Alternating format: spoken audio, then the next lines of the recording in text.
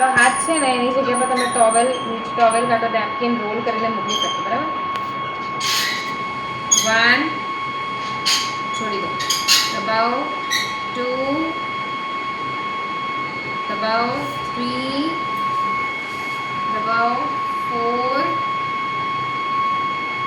દબાવો, 5. ઓકે, આ તમારે 10 ટાઈમ્સ કરવાનું. પછી સેકન્ડ એક્સરસાઇઝ, બંને પગથી તકિયાને પ્રેસ કરવાનું. 1 ઓકે, રિલેક્સ, છોડી દો, દબાવો, 2 3 પગ બહુ વીક છે, વાઇબ્રેટ થાય છે. પ્રેસ 4 5. સેકન્ડ એક્સરસાઇઝ આ કરવાની છે. ઓકે, થર્ડ એક્સરસાઇઝ, બંને થાપા છે એને સ્ક્વીઝ કરવાના છે.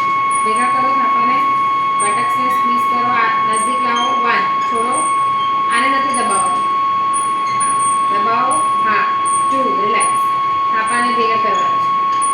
સ્ક્વીઝ 3 છોડી દો, અહીંયાથી લેજો વિડીયો, આ થાપા દેખાવા છે.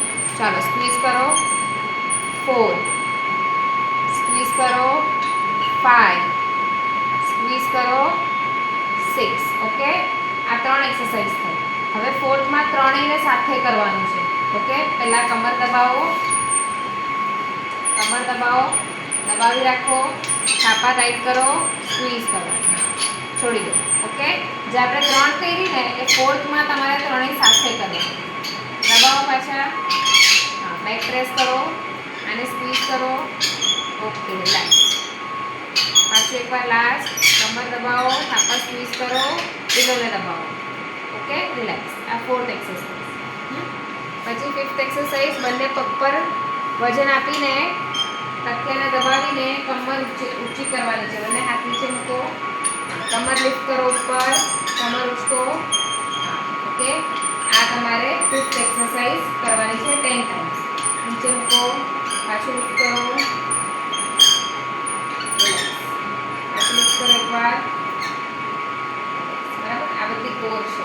હવે ઊંધા ફરી જાઓ, પાછળની તરફ ફરી જાઓ.